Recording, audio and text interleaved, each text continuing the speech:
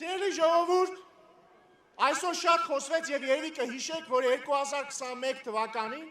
Սերժ Սարգսյանը, որ մասնակցում էր ընտրություններին, իդեպ հիմա էլ է մասնակցում իր դրածո կալուգացի օլիգարխով։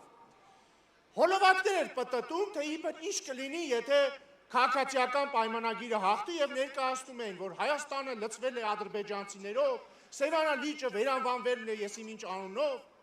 Եվ իհարկե անցել է 5 տարի, տեսնում եք, Սևանա լիճը ունի նույն անունը, այստեղ հավաքված են միայն հայեր, գուցե նաև եզդիներ եւ ասորիներ, եւ ռուսներ, եւ տուրիստներ։ Եվ շատ տարօրինակ բան է կատարվում։ 5 տարի անց Սերժ Սարգսյանի դրածո կալուգացի օլիգարխը կրկնում է նույնը։ Եվ կրկնում է կներեք արտահայտությանս համար շլանգի համառությամբ։ Առավոտ զարթնում է, ասում է 300,000 ադրբեջանցի, երեկոյան քնում է, ասում է 300,000 ադրբեջանցի։ Ասում ենք եղբայր, դու զառանցում ես, ասում է 300,000 ադրբեջանցի։ Երեք նայեմ արդեն երգ են գրել, հասկանում եք, կալուգացի օլիգարխը մեկին ասել է եղբայր, կարող ես երգ գրել 300,000 ադրբեջանցու համար, փող ա տվել, այն նստել լուրջ դեմքով երգ ա գրել 300,000 ադրբեջանցու մասին։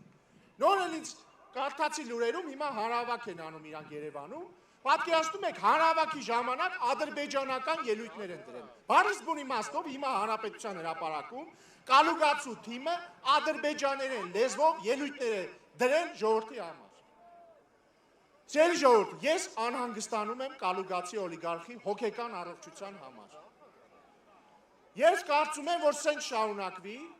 կալուգացի օլիգարխը այնքան է տարվելու իր իդեա ֆիքսով, գոյություն չունեցող ադրբեջանցիների վերադարձով, որ ինքը դառնալու է ադրբեջանցի։ Ես կարծում եմ, որ կալուգացի օլիգարխը հասել է այն կետին, որ շուտով ինքը իսլամը ընդունելու, ու իրան հայտարարի ադրբեջանցի, որ գոնե մեկով ճիշտ լինի իր ասածը։ Բայց ոչինչ,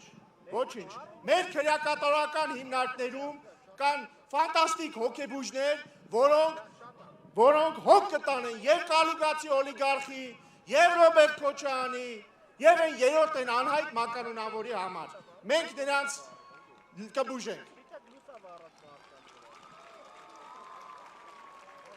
Մեր հանրահավաքին հնչելու են բացառապես հայերեն տեքստեր։